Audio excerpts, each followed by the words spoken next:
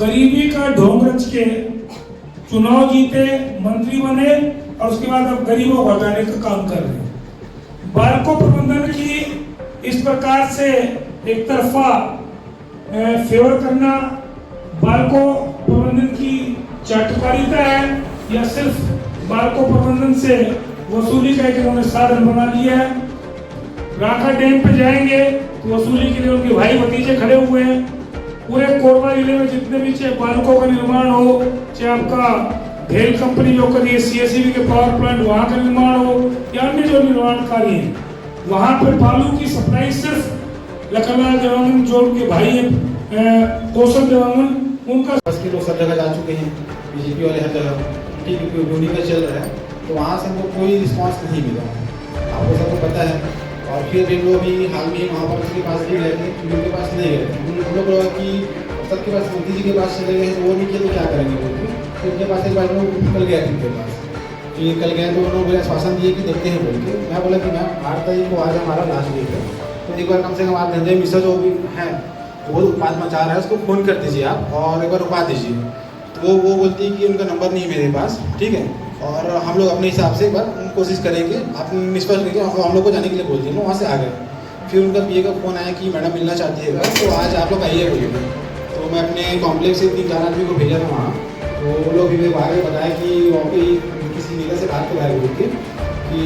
उनका काम टूटना नहीं चाहिए, ये नहीं होना चाहिए, वो नहीं होना चाहिए। फिर मेरे आदमी लोग बोले कि सर मैम आप उनसे बात करवाइए और फिर वो आइए मिलने। तो अभी तो है नहीं, शायद कुछ बहाना मार दी मैडम शायद, और बोली कि ठीक है आप लोग टेंशन मत लीजिए, आप लोग चले जाइए, बाकी हम लोग आपके लिए खड़े हैं।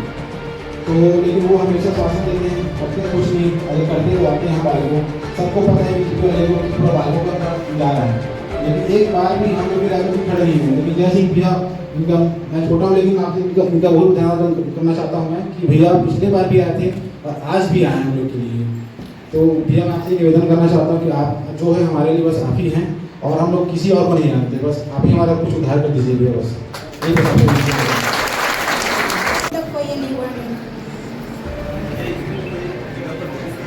नोटिस 2 बार आ चुका है, नोटिस का प्रूफ भी अभी मेरे पास है। गाड़ी वापस चली गई, उस दिन भी बोली है निगम वाले के सामने कि आपका इसके साथ क्या रिश्ता है जो आप इसके लिए आए हो। मेरा किसी से कोई रिश्ता नहीं है, मैं इसी की छत के लिए यहाँ से पूरा टूटा लेकिन उनका छूटा, मेरी इससे आपत्ति नहीं थी उनसे, लेकिन जब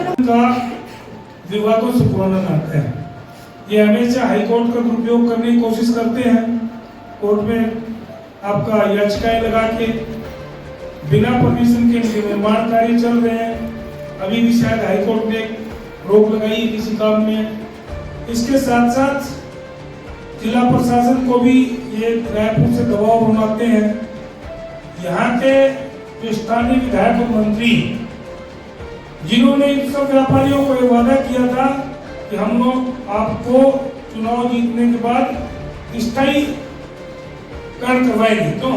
उनके घोषणा पत्र में भी था। तो स्थायीकरण तो दूर की बात, आज तो झूठी झोपड़ी भी तोड़ी जा रही है, ठेले गुमटी भी हटाए जा रहे हैं। तो इस प्रकार से गरीबी का ढोंग रच के चुनाव जीते, मंत्री बने और उसके बाद अब गरीबों को हटाने का काम कर रहे हैं। बाल्को प्रबंधन की इस प्रकार से एक तरफा फेवर करना बाल्को प्रबंधन की चाटुकारिता है या सिर्फ बाल्को प्रबंधन से वसूली का एक उन्होंने साधन बना लिया है। लखनलाल देवांगन जो मंत्री और विधायक है, वो उनका पूरा परिवार आज वर्तमान में सिर्फ राखा डैम पे जाएंगे तो वसूली के लिए उनके भाई भतीजे खड़े हुए हैं।